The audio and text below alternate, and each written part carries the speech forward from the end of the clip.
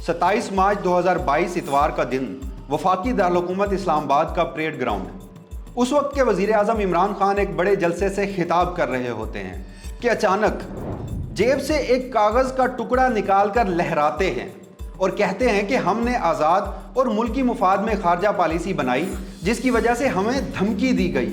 लेकिन हमने मुल्की मुफाद पर कोई समझौता नहीं किया और ना ही करेंगे। मेरे पास एक ख़त है जो सबूत है, जिसको भी इस ख़त पर शक है ऑफ द रिकॉर्ड दिखा सकता हूँ। खिताब के दौरान इमरान खान जज्बाती भी हुए, ताकतवर हलकों को मुखातिब किया और उनसे शिकवा करते हुए कहा कि आखिर ये हम क्या कर रहे हैं। इस जलसे से 4 दिन बाद यानी 31 मार्च 2022 को इमरान खान ने कौम से खिताब के दौरान वाज़े किया कि ये धमकी अमेज़ मरासला अमेरिका से आया जो साइफ़र की शक्ल में उन तक पहुंचा, जिसके बाद साइफ़र के मंदरजात सामने आने लग गए, जिसे पाकिस्तान तहरीक इंसाफ के अलावा पाकिस्तान की तमाम सियासी जमातों ने उस वक्त झुटला दिया और उसे अमेरिका की जानिब से भी तरदीद सामने आई। तकरीबन 16 महीने बाद अब पहली मरतबा अमरीकी सहाफ़ती इदारे इंटरसेप्ट ने पाकिस्तानी सियासत में भौचाल मचाने वाले इस साइफ़र के मंदरजात को पब्लिक कर दिया है। इंटरसेप्ट के मुताबिक इन्हें यह डॉक्यूमेंट एक मिलिट्री ऑफिशियल ने मुहैया किया है। ये सारी कहानी क्या है? अमरीकी नशरियाती इदारे इंटरसेप्ट ने मज़ीद क्या क्या इंकशाफात किए हैं? आज की इस वीडियो में ये सब डिस्कस करते हैं। आप देख रहे हैं अनकट एक्सप्लेनर्स और मेरा नाम है वसीम मलिक। ये सारा मामला शुरू होता है 23 फरवरी 2022 को, जब उस वक्त के वज़ीर आज़म इमरान खान 2 रोज़ा दौरे पर रूस पहुँचते हैं। 24 फरवरी 2022 यानी अपने दौरे के अगले ही दिन इमरान खान की रूसी सदर व्लादिमीर पुतिन से मुलाकात हो जाती है और इसी दिन ही रूस यूक्रेन पर हमला कर देता है, जिसके बाद से दारुल-हुकूमत कैव समेत यूक्रेन के कई शहर रूसी अफवाज के मुहासरे में चले जाते हैं। पाकिस्तान इस मामले पर आज़ाद खारजा पॉलिसी पर अमल पैरा होने का फैसला करता है और रूस और यूक्रेन कशीदगी को बातचीत से हल करने पर जोर देता है। पाकिस्तान ने यूक्रेन पर रूसी हमले के मामले पर होने वाले अक़वाम मुत्तहिदा की जनरल असम्बली के इजलास में वोटिंग में भी हिस्सा नहीं लिया था, जिसके बाद से मुख्तलिफ यूरोपीय ममालिक के सुफरा और हाई कमिश्नर की जानिब से पाकिस्तान को यूक्रेन पर रूसी हमले की मजम्मत करने और आलमी कवानीन की हिमायत करने पर इसरार किया गया था। जिसके बाद 2 मार्च 2022 को पाकिस्तान ने यूरोपीय सफ़ीरों की प्रेस रिलीज जारी करने पर तहफ़्फ़ुज़ात का इजहार कर दिया और तर्जमान दफ्तर खारजा ने कहा कि गैर मुल्की सफ़ीरों की जानिब से प्रेस रिलीज जारी करना काबिल कबूल नहीं। दफ्तर खारजा सेक्रेटरी ने यह मामला यूरोपीय सफारत खानों के सामने भी उठाया है और यूरोपीय सफारत खानों ने तस्लीम किया है कि ऐसी प्रेस रिलीज इन्हें जारी नहीं करनी चाहिए थी। जिसके बाद 6 मार्च 2022 को उस वक्त के वज़ीर आज़म इमरान खान मेल्सी में एक जलसा आम से खिताब कर रहे होते हैं। खिताब के दौरान रूस और यूक्रेन जंग के मामले पर यूरोपीय यूनियन के सुफरा की जानिब से ख़त लिखने पर इमरान खान शदीद तनकीद कर देते हैं और कहते हैं कि ना आज तक इमरान खान किसी के सामने झुका है और ना ही जब तक जिंदा है किसी के सामने झुकेगा और अपनी कौम को भी किसी के सामने झुकने नहीं देगा। इमरान खान ने मजीद कहा कि यूरोपीय यूनियन से पूछता हूं कि जो ख़त आपने हमें लिखा है क्या वो आपने भारत को भी लिखा है? माजी में नेटो का साथ देने से पाकिस्तान को क्या मिला? 80,000 लोगों की जानें गई, कबायली इलाका उजड़ गया, मुल्क को $100 अरब से ज़ायद का नुकसान हुआ। क्या यूरोपीय सफ़ीरों ने हमारा शुक्रिया भी अदा किया? जो कुछ हमने इनके लिए किया। इमरान खान ने यूरोपीय सुफरा से एक और सवाल भी किया कि क्या हम आपके ग़ुलाम हैं, आप जो कहें हम कर लें।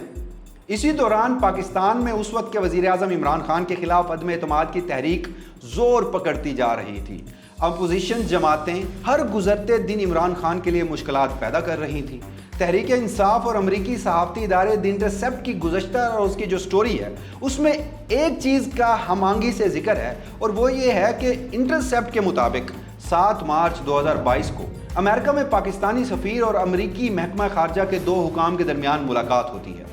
मुलाकात के बाद अमेरिका में पाकिस्तानी सफ़ीर असद मजीद ने मुलाकात का अहवाल एक डिप्लोमेटिक केबल यानी आसान अल्फाज में एक साइफ़र के ज़रिए दफ्तर खारजा भिजवा दिया।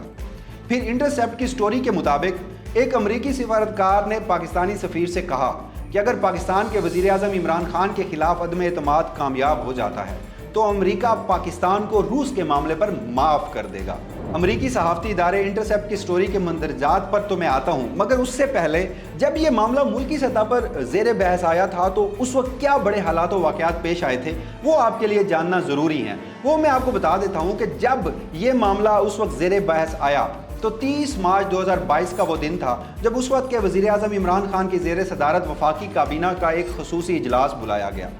जिसमें यह फैसला हुआ कि पार्लियामेंट की कौमी सलामती कमेटी को इन कैमरा ब्रीफिंग के ज़रिए एतमाद में लिया जाएगा साइफर से मुतल्लिक।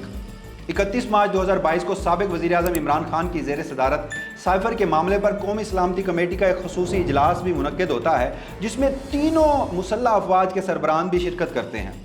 इस इजलास में यह फैसला किया जाता है कि साइफर में दर्ज बातचीत पाकिस्तान की अंदरूनी मुदाखलात में सरियन मुदाखलत है, यानी किसी सूरत भी इसे कबूल नहीं किया जाएगा। कमेटी ने यह फैसला किया कि पाकिस्तान सिफारती असूलों को मद्देनज़र रखते हुए अमेरिका को एक मजबूत डिमार्श जारी करेगा।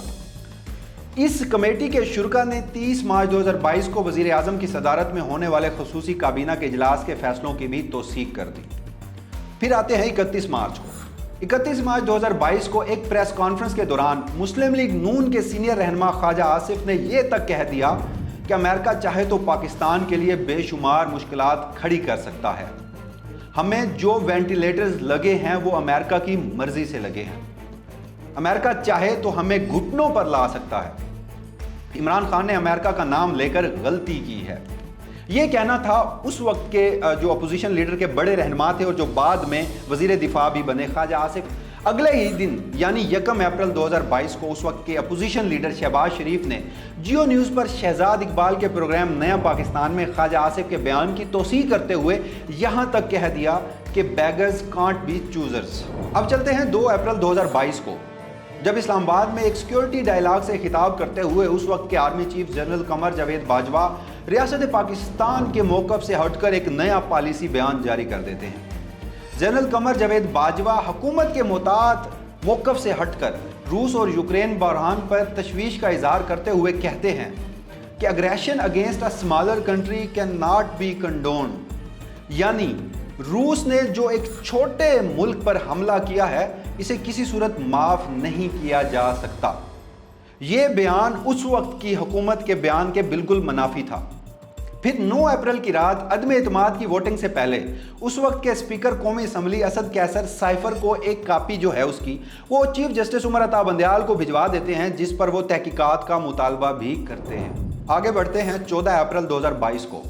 उस वक्त के DGISPR major general Babar Iftikhar एक प्रेस कॉन्फ्रेंस करते हैं, जिसमें वो कौमी सलामती कमेटी के इजलास के एलामिये में लफ्ज़ साजिश का लफ्ज़ इस्तेमाल हुआ था या नहीं उस पर रद्द अमल देते हैं और कहते हैं कि लफ्ज़ साजिश इस्तेमाल नहीं हुआ था, और ये भी कहते हैं कि अमेरिका की तरफ से साइफर साजिश नहीं मगर मुदाखलत था और जिसकी वजह से हमने डिमार्च भी किया था। 22 अप्रैल 2022 को वज़ीर आज़म शहबाज शरीफ की ज़ेर सदारत नेशनल सिक्योरिटी कमेटी का पहला इजलास मुनक्किद होता है और तहरीक इंसाफ की हुकूमत के खात्मे के बाद ये कौमी सलामती कमेटी का पहला इजलास होता है। इजलास में अमेरिका में पाकिस्तानी सिफारत खाने को मौसूल होने वाले मरासले पर बातचीत होती है। अमेरिका में पाकिस्तान के साबिक सफ़ीर असद मजीद भी इस इजलास में शिरकत करते हैं और मरासले के पस मंज़र और उसके मंदरजात से मुतल्लिक़ कमेटी को ब्रीफिंग देते हैं।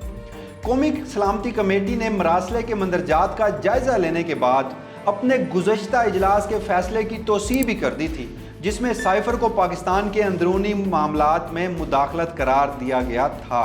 अब आते हैं ज़रा इंटरसेप्ट की स्टोरी के अहम मंदरजात के ऊपर। इंटरसेप्ट की स्टोरी के मुताबिक पाकिस्तानी सफ़ीर अमेरिकी हुकाम से गिला करते नज़र आते हैं कि अमेरिका पाकिस्तान से अपने लिए तमाम अहम इशूज़ पर सपोर्ट की तवक्को भी रखता है, लेकिन पाकिस्तान के इशूज़ पर सपोर्ट नहीं करता, ख़ासकर मसला कश्मीर पर। बुनियादी तौर पर यह स्टोरी अमेरिका पाकिस्तान ताल्लुकात में एक ऐसी खलिज और मिसअंडरस्टैंडिंग की अक्कासी करती है जिसकी पाकिस्तान की सियासत पर बड़े गहरे असरात मुरतब होते हैं। इंटरसेप्ट के मुताबिक इन्हें यह दस्तावेज़ पाकिस्तान में मौजूद एक सोर्स ने दी है और सोर्स ये चाहता है कि मौजूदा सूरत हाल में जो हक़ाइक़ हैं वो आवाम के सामने लाए जाएं। वीडियो के इस हिस्से में मैं आपको बताता हूं कि अमरीकी महकमा खारजा के तर्जमान मैथ्यू मिलर ने द इंटरसेप्ट में शाया होने वाली इस रिपोर्ट के बारे में कुछ सवालात के जवाब दिए हैं, जिसमें मुबैना तौर पर इस केबल का मतन भी शामिल किया गया था, محکمہ خارجہ کے ترجمان ملر نے کہا کہ یہ درست ہے کہ رپورٹ میں کہا گیا ہے کہ یہ پاکستانی ڈاکومنٹس ہے۔ انہوں نے کہا کہ میں یہ نہیں کہہ سکتا کہ آیا یہ واقع ہی پاکستانی ڈاکومنٹ ہے۔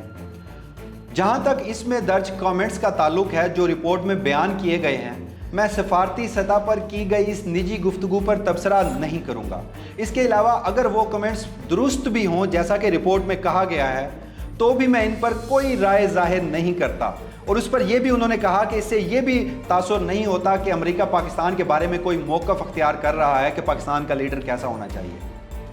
امریکی محکمہ خارجہ کے ترجمان ملر نے مزید کہا کہ ہم نے پرائیویٹ طور پر حکومت پاکستان کے ساتھ اپنی تشویش کا اظہار کیا تھا، بالکل اسی طرح جیسے ہم نے عمران خان کے ماسکو دورے پر کھلے شبدوں میں یعنی کھلے الفاظ میں اپنی تشویش کا اظہار کیا تھا، جو انہوں نے اسی روز جس روز نے یوکرین پر حملہ کیا عمران خان نے دورہ کیا تھا۔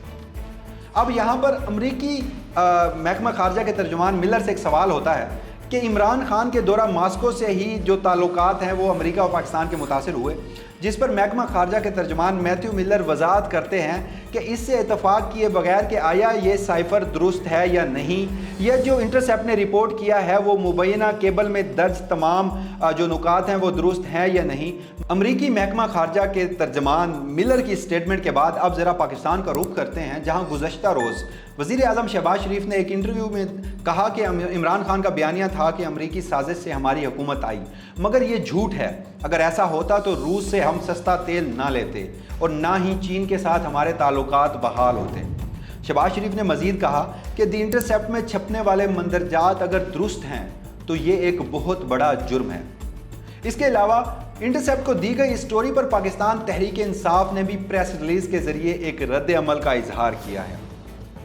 جس میں انہوں نے کہا ہے کہ خفیہ مراسلے یعنی سائفر کے حوالے سے منظر عام پر آنے والے معلومات اور تفصیلات نے چیئرمین پاکستان تحریک انصاف عمران خان کے موقف پر مہر تصدیق ثبت کر دی ہے، جس میں وہ اپنی آئینی اور جمہوری حکومت کی ایک سازش کے تحت لائے جانے والی تحریک عدم اعتماد کے خاتمے کے تناظر میں مسلسل دہراتے رہے ہیں۔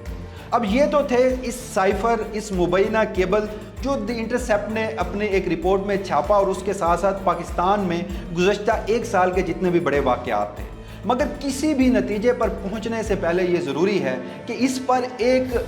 انڈیپینڈنٹ جوڈیشل انکوائری کی جانی چاہیے، اور جو کہ پاکستان تحریک انصاف بھی روز اول سے مطالبہ کرتی آئی ہے، تاکہ اگر اس کیبل میں، اس سائفر میں کوئی حقیقت ہے یا عمران خان کے ان بیانات میں کوئی حقیقت ہے تو اس پر جو مجرم ہیں ان کو سزا دی جائے۔ دی انٹرسیپٹ میں شائع ہونے والی اس مبینہ